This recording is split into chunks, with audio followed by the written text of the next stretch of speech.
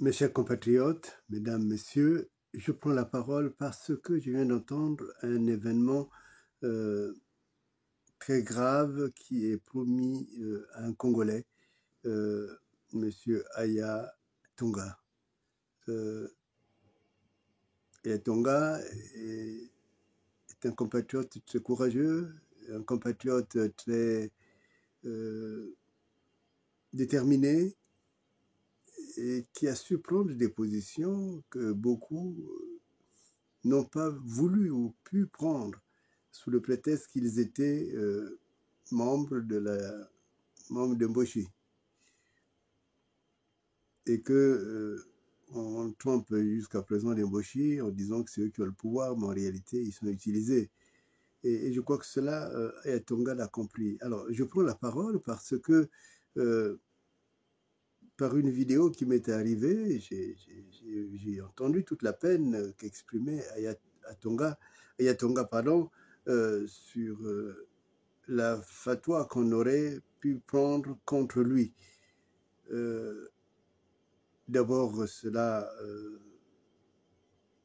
est pour moi au-delà même de toute considération, de toute pensée, qu'un Congolais, surtout de ce niveau-là, soit menacé de mort sous le prétexte qu'il a pris des positions qui seraient sans doute contraires à la tribu.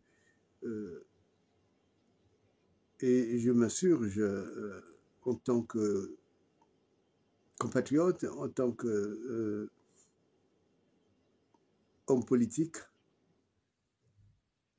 contre de telles pratiques.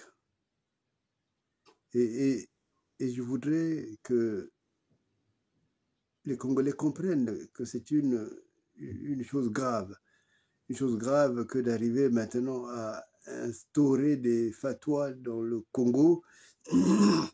Déjà qu'on a dépravé toute la société, on est en train d'introduire le crime politique parce que simplement les gens ont émis des positions. Cela, je le condamne totalement et je demande à Roatelet Sassou d'arrêter ces manœuvres-là, que s'il arrivait quoi que ce soit à Aya Tonga, sous le prétexte des positions qu'il a pu prendre, moi je demanderai, et d'ailleurs maintenant je demande un retour à l'envoyeur d'une telle menace qui est grave. Un retour à l'envoyeur, mais pas seulement l'envoyeur, mais ceux qui demandent ces ordres-là, donnent ces ordres.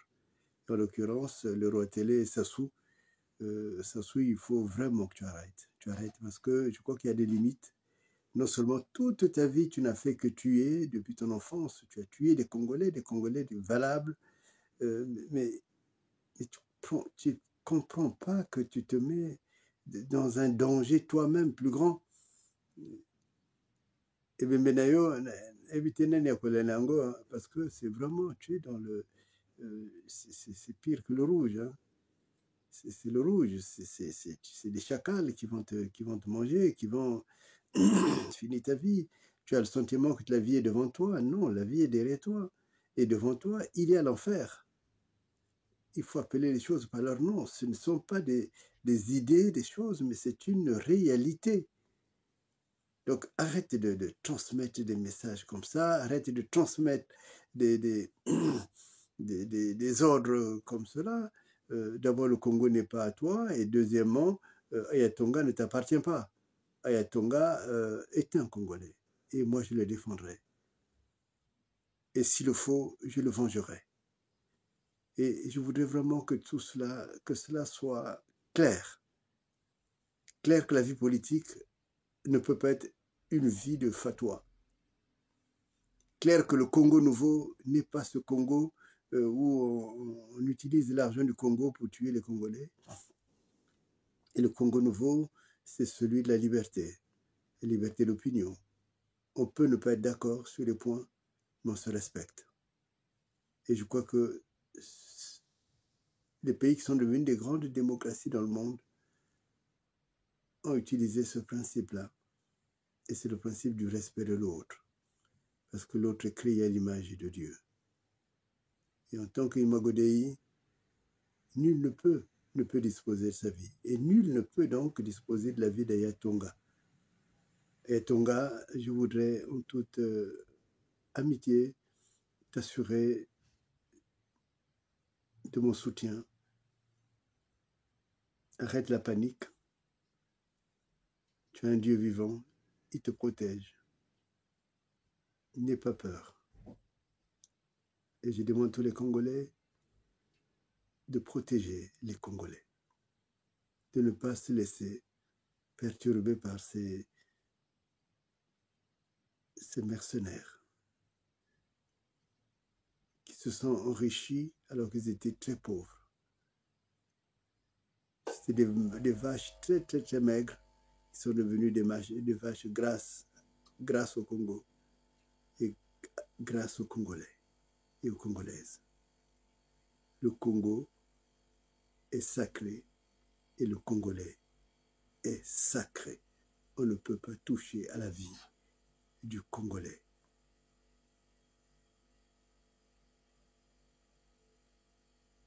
Prenez conscience de votre valeur et vous serez dégoûté par ce pouvoir qui vous a trompé depuis toujours. Mesurez la valeur que vous avez, Congolais, Congolaises, et vous regarderez le combat politique comme étant légitime. Vous ne considérerez pas que les choses sont normales. Tout à l'heure, j'ai écouté une chanson que je trouve très bien, qui s'appelle « C'est pas normal ». Ce que vit le Congolais, ce n'est pas normal. Voir ses frères et sœurs menacés par un pouvoir illégitime.